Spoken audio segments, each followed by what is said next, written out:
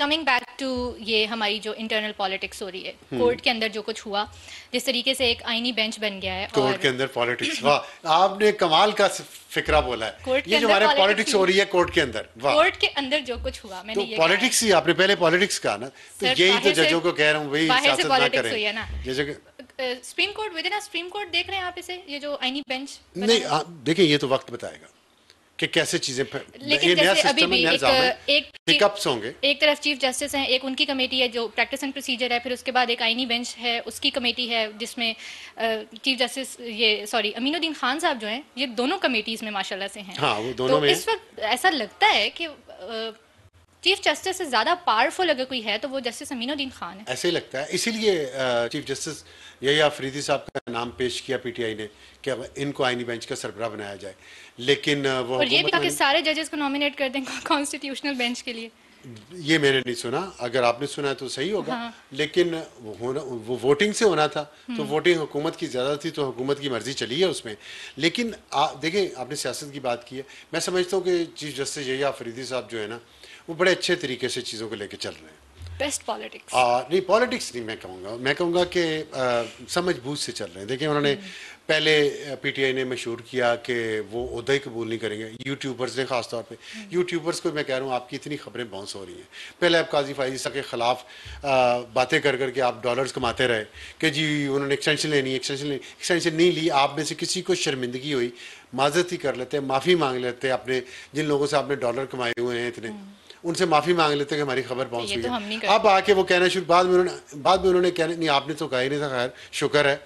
फिर बाद में उन्होंने कहना शुरू कर दिया, यही अफरीदी जो हैं वो हमारे जज हैं, हमारे चीफ जस्टिस आ रहे हैं, ठीक है, ये यूट्यूबर्स जिनको कहते हैं, नया नाम है उनका, हमारे चीफ जस्टिस आ रहे। वो इनकार कर देंगे, वो ओहदे नहीं लेंगे, वो कहेंगे मंसूर अली शाह को। अच्छा, उन्होंने ओहदा कबूल कर लिया।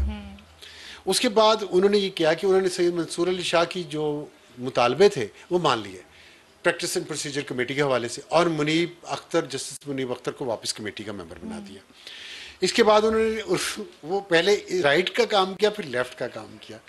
फिर उन्होंने जो जजेस थे मंसूर अली शाह और मुनीब अख्तर जैसी कमेटी में आए, उन्होंने सोचा कि हम तो we are back in politics, सियासत तो दोबारा शुरू कर देते हैं। उन्होंने कहा जी कि 26वीं तरमीम पे जो पटिशन्स हैं लगी हुई वो जल्दी से लगा दें। उस पर यही अफरीदी साहब खामोश हो गए और उन्होंने नहीं लगाई। तो अब देखें यही अफरीदी साहब कैसे बैलेंस करके चल रहे हैं, बड़ा डिफिकल्ट बैलेंसिंग एक्ट है, लेकिन वो कर रहे हैं। उन्होंने नहीं किया। उसके बाद क्या किया उन्होंने? उसके बाद उन्होंने जेल रिफॉर्म्स कमेटी बनाई पंजाब के लिए, सिर्फ पंजाब लाहौर में जाके उन्होंने उसकी मीटिंग की, तो पीएमएलएन की गवर्नमेंट को मैसेज दिया वहाँ पे, और फिर साथ खतीजा शाह को बिठाया उन्होंने, जो पीटीआई की एक उसमें कोर कमांडर हाउस हमले पे शरीक मुल्ज़िम है और जमानत पे हैं, केस चल रहा है उनका, उस पर तनकीद हुई, तो लेकिन उन्होंने बैलेंस कर दिया। उसके बाद क्या हुआ, उन्होंने कि जुडिशल कमीशन में एतराज़ हुआ कि जी ये पूरे नहीं, 12 मेंबर हैं, 13वां मेंबर ही नहीं है, इसकी मीटिंग नहीं हो सकती। उस पर उन्होंने वोटिंग करवा दी और एतराज़ रद्द हो गया। तो मामला आगे चल पड़े। जब आगे चल पड़े तो उन्होंने वोट पीटीआई के हक, कैंडिडेट के हक में दे दिया। तो इस तरह कभी वो देखें, एक इस तरफ बैलेंस करके वो चल रहे हैं, जो कि बड़ी अच्छी स्ट्रेटजी है। और इस पर काजी फाइज साहब का वो तारीखी फिक्रा याद आ गया कि हमें नहीं पता चलता यही अफरीदी साहब किस तरफ हैं। तो ये उनका बड़ा अच्छा एक काम है। लेकिन मैं पिटीशन का एक बात बता दूं, जो पिटीशन आई है 26वीं, बड़ी दिलचस्प बात है। पहले मेरी बात सुने। हाँ। मैं इसको ऐसे देख रही हूँ कि जस्टिस याया अफरीदी जो है ना, वो इसको सेफली खेल रहे हैं, वो किसी साइड पे नहीं जा रहे, कोई साइड ले नहीं रहे। और इसी वजह से उन्होंने ये कहा है कि मुझे कॉन्स्टिट्यूशनल बेंच वाले रोले में पढ़ना ही नहीं है, क्योंकि जाहिर है वहाँ पे ज़्यादा जो सियासी केसेस हैं वो उसी में आएंगे। तो उन्होंने कहा मैं भी नहीं जा रहा उधर। मे बी वो इस साइड पे थे, पता था सबको, उनकी मर्जी से ही हुआ हो सारा कुछ, उनको वोट इसी वजह से नहीं पड़ा। हियर से है ना, इस पे कंफर्म तो नहीं कुछ कर सकते। अंदर का ख्याल है, अंदर का ख्याल है ना, वही हियर से ही होता है। एनालिसिस मतलब अब अंदर के ख्याल तो आपको वो भी होंगे, ट्रम्प आएगी खान को छुड़ाएगी, तो इसलिए मैंने रेड शर्ट पहन लिया, डरते हुए मैंने रेड शर्ट पहन लिया। इतनी डिल्यूशनल नहीं हूं। अच्छा, उसमें इतनी नहीं है, चले गुड, मान तो लिया। मैं ये कह रहा था कि जो ये है ना बात पटिशन की, 26वीं तरमीम की, 26वीं एक दिलचस्प बात है। 26वीं आईनी तरमीम पे पिटीशन, जिसने पिटीशनर जो है ना मुनीर अहमद और उसका वकील अजहर सिद्दीक, बड़ी दिलचस्प बात है। उन्होंने फाइल की यहाँ सुप्रीम कोर्ट में, और आप देखें कि जो अजहर सिद्दीक वकील है, पिछले कुछ सालों में वो जस्टिस मंसूर के सामने पेश नहीं होते थे, बाइकआउट किया हुआ था। अच्छा। हाँ, कुछ अरसे पहले तक, क्योंकि जस्टिस मंसूर के साथ किसी केस में उनकी कोई आर्गुमेंट हो गई थी, अच्छा। बदमजगी हो गई थी, तो जिसके बाद अजहर सिद्दीक ने जस्टिस मंसूर की अदालत में पेश होने से इनकार कर दिया। मेरा जो केस था, मेरे खिलाफ जो पिटीशन फाइल की थी लाहौर हाई कोर्ट में, जब मैं चेयरमैन पैमरा था, वो मुनीर अहमद ने फाइल की थी और उसका वकील अजहर सिद्दीक था। अब आप जनरल फैज और जनरल बाजवा चले गए हैं, लेकिन आप देख रहे हैं उनकी बनाई हुई बदरूहें यहाँ भटक रही हैं। वो जो गेम किया करते थे, जो उन्होंने चाबी वाले खिलौने यहाँ चालू किए हुए थे, वो अभी तक चल रहे हैं।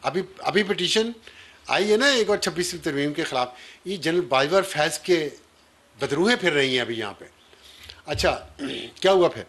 तो जब मेरी पिटीशन सुप्रीम कोर्ट में जाजुल हसन के सामने लगी, अपील की, मेरा वकील नहीं आ सका, उन्होंने कहा डिसमिस, खत्म, कोई वकील नहीं पेश हुआ, ना मेरा ना उधर से, उन्होंने डिसमिस कर दी। अच्छा। उसके बाद जब फैजाबाद धरना केस पे दोबारा उस पर फॉलोअप लिया काजी फाइज सारे चीफ जस्टिस से, तो मुझे भी उन्होंने बुलाया कि बताएं, आपने वो कमीशन बना दिया, फिर उन्होंने जिससे तहकीकात की, उसमें उन्होंने मुझसे पूछा कि आपका केस का क्या हुआ अपील का। मैंने कहा डिसमिस कर दें, दोबारा कर दे फाइल आप, वो ये तो ज्यादती हुई आपके साथ। मैंने कहा जी मैंने नहीं करना, मैं आप अदालती रिफॉर्म्स हो जाए तो मुझे तो वो चाहिए ताकि मेरे जैसे आइंदा और कोई, मुझे नहीं वापस जाना पैमरा। मैंने इनकार कर दिया। उस पर जब बात हुई ना, उन्होंने पूछा आपके खिलाफ पिटिशनर कौन है, मैंने कहा जी मुनीर अहमद। कहते ये कौन है? मैंने कहा जी मुझे नहीं पता कौन है, लेकिन ये सारे मेरे दोस्त जो साफ़ी यहाँ बैठे हुए हैं, इन सब का ख्याल है ये एजेंसियों का आदमी है। अच्छा, तो उसमें इसी तरह अच्छा काजी फाइज साहब ने भी कहा, ये मैंने पूरे बेंच को बताया वहाँ सुप्रीम कोर्ट में ये।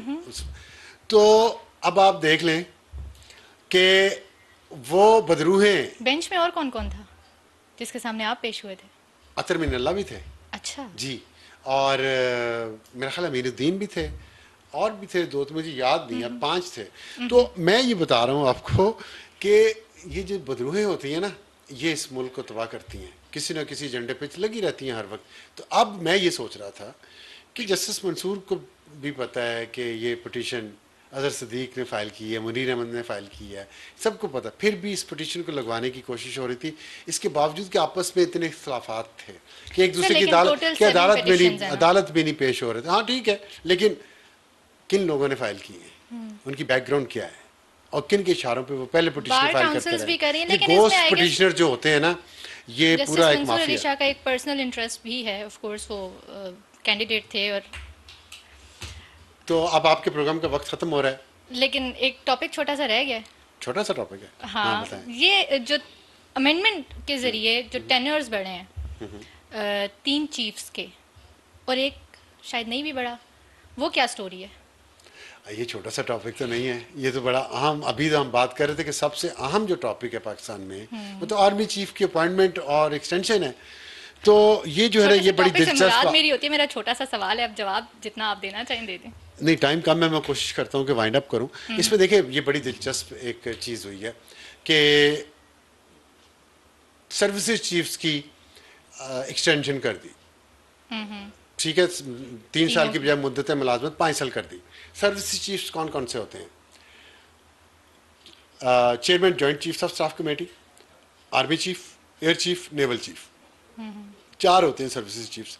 लेकिन जो इंडिविजुअल बिल पेश किए गए फिर आर्मी एक्ट में तरमीम के, आपने देखा उसमें एयर चीफ की अपॉइंटमेंट का बिल भी अमेंडमेंट भी पेश हुई, नेवल चीफ की भी हुई, आर्मी चीफ की भी हुई, लेकिन chairman joint chiefs of staff की नहीं पेश हुई। उनकी मुद्दत मुलाजमत में इजाफे का की अमेंडमेंट पेश नहीं हुई। अब ये क्या कहानी है? ये कहानी ये है कि एयर चीफ की, नेवल चीफ की और आर्मी चीफ की मुद्दत मुलाजमत तो 3 से 5 साल कर दी गई है, लेकिन chairman joint chief of staff committee की मुद्दत मुलाजमत 3 साल ही रहेगी। तो जो शमशाद मिर्जा साहब है ना, शमशाद मिर्जा साहब अगले साल रिटायर हो जाएंगे, उनकी जगह नया chairman joint chiefs of staff committee आएगा। अब बात आपको समझ आई? यहाँ पे बड़ी बातें हो रही है ना, ट्रंप आएगी, खान को छुड़ाएगी। एक तो वो मैंने आपको बता दिया, हर चीज पाकिस्तान ने पहले से ही सेफ गार्ड कर ली है। और एक बात ये हो रही थी कि फौज के अंदर बड़ी रिजेंटमेंट होगी कि उनकी प्रमोशंस रुक गई हैं और एक चांस होता था वो अब नहीं होगा। तो वो एक जो लेफ्टिनेंट जनरल्स की प्रमोशन फुल जनरल पे, एक सीट तो अभी वैसे की वैसी रहेगी जो कि chairman joint chiefs of staff की है। तो अगले साल इन्हीं जनरल्स में से, लेफ्टिनेंट जनरल में से एक को नॉमिनेट कर दिया जाएगा chairman joint chiefs of staff के लिए। अगर समझ आई किसी को बात की? ज्यादा तो मसला जो होगा। आर्मी चीफ की एक्सटेंशन जो 3 से 5 साल हुई है, उससे ये जो ऑब्जेक्शन थी कि जी अब लेफ्टिनेंट जनरल की प्रमोशन लेट हो जाया करेगी, general to become a general, वो इस तरीके से अकोमोडेट किया जाएगा उनको। एक इसमें एंगल और भी है, वो ये है कि एयर चीफ और नेवल चीफ उनकी उनकी भी तो 5 साल हुई है ना, वहां पे क्या होगा? तो उसका एक तरीका तो यही था कि चेयरमैन जॉइंट चीफ्स की जो पोजीशन है वो रोटेट की जाए तीनों मुसल्लह अफवाज में। लेकिन जब हम हिस्ट्री देखते हैं, हिस्ट्री में ऐसा कोई बहुत ज़्यादा हमें एग्जांपल्स नज़र नहीं आती। 1973 के आइन के तहत ये हुआ है, उसमें उसके बाद सिर्फ 3 दफ़ा ऐसा मौका आया है जब जब फ़ौज के अलावा फ़ज़ाइया में से या नेवी में से किसी को चेयरमैन बनाया गया joint chiefs of staff committee. एक दफ़ा 1976 में एडमिरल मोहम्मद शरीफ थे, फिर 1987 में एडमिरल इफ्तिखार सिरोही बने, और फिर 1991 में air chief marshal Farooq Feroze Khan chairman joint chiefs of staff committee बने। ये 3 एग्जांपल्स हैं सिर्फ। बाकी जितनी बार भी हैं वो आर्मी से लेफ्टिनेंट जनरल को प्रमोट करके जनरल बनाया गया, या आर्मी चीफ के पास ही दोनों ओहदे रहे, आर्मी चीफ का भी और chairman joint chiefs of staff का, जैसे कि परवेज मुशर्रफ भी उनमें से एक थे। तो अब मेरा ख्याल है कि वापस ये वो ज़्यादातर आर्मी चीफ के पास ही रहेगा, रोटेट होना मुश्किल है। तो आर्मी के अंदर ये जहाँ तक ये बात थी कि लेफ्टिनेंट जनरल फुल जनरल नहीं बन सकेगा, फुल स्टार नहीं बन सकेगा, तो वो उतनी ही ऑप्शन अभी भी है जितनी पहले थी। तो ये है आज की आपके आखिरी सवाल का इंटरेस्टिंग जवाब।